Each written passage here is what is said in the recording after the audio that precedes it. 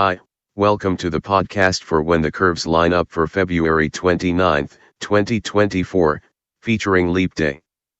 Please see the article that includes diagrams of today's events on the website at whenthecurveslineup.com. Text by Jeffrey L. Hunt. In Chicago, sunrise occurs at 6:26 a.m. Central Standard Time, followed by sunset at 5:41 p.m. At Chicago's latitude, daylight lasts 11 hours, 15 minutes, gaining 74 minutes during the month. Today is Leap Day.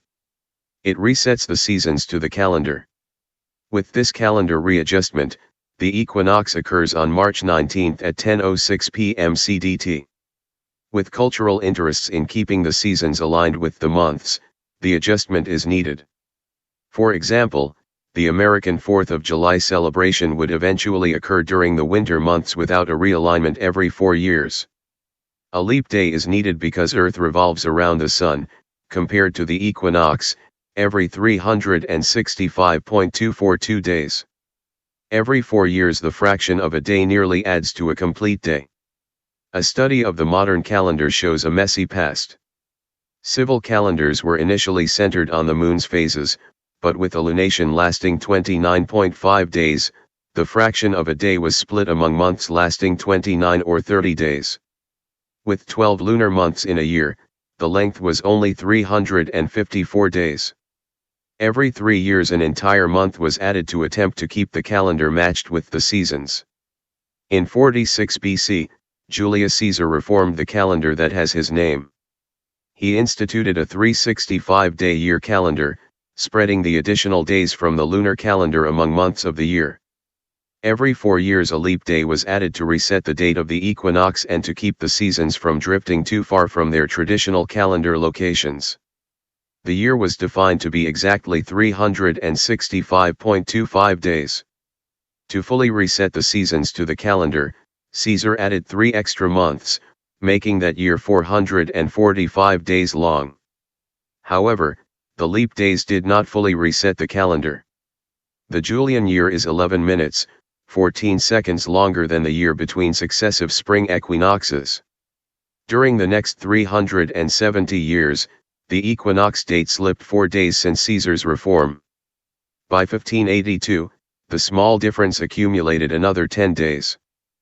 Pope Gregory XIII instituted another reform.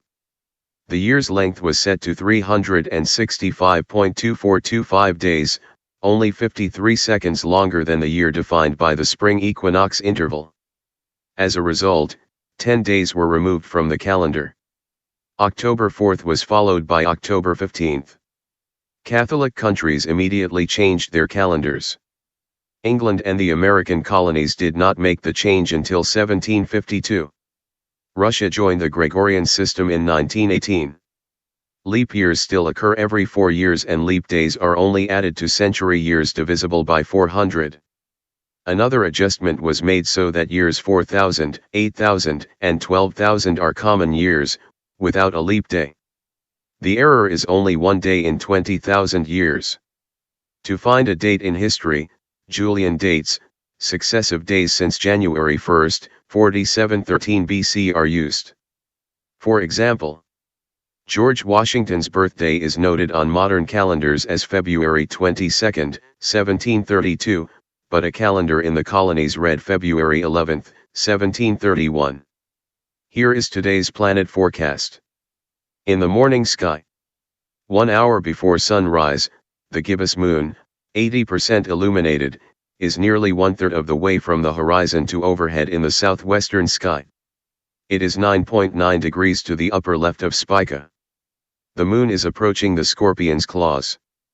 This morning the lunar orb is over 10 degrees to the lower right of Zubin el-Janubi, the southern pincer. Farther eastward, Venus and Mars are low in the east-southeast. Venus steps eastward faster than Mars. Earth's twin planet passed the red planet a week ago.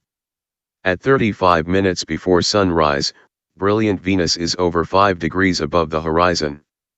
Find a location with a clear view toward the east-southeast. Dimmer Mars is 3.4 degrees to Venus upper right. Wait another 5 minutes when the two planets are a little higher to see them through a binocular. Saturn is west of the Sun, rising at about the same time as the central star, so that it is invisible in the evening sky. Mercury is east of the Sun, setting a few minutes after sunset. It is heading toward its best evening appearance of the year next month for Northern Hemisphere sky watchers. An hour after sunset, bright Jupiter is nearly halfway up in the west-southwest.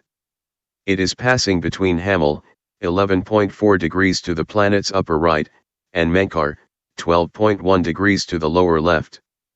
The Jovian giant continues to slowly move eastward against the starfield. Use a binocular to spot up to 4 of Jupiter's largest moons that appear star-like on either side of the planet. Then look above the bright planet to explore the Pleiades and Hyades star clusters. Notice the contrasting star colors between the two stellar bundles. Jupiter sets in the west-northwest over 5 hours after sundown. Thank you for listening. Please read the articles at whenthecurveslineup.com.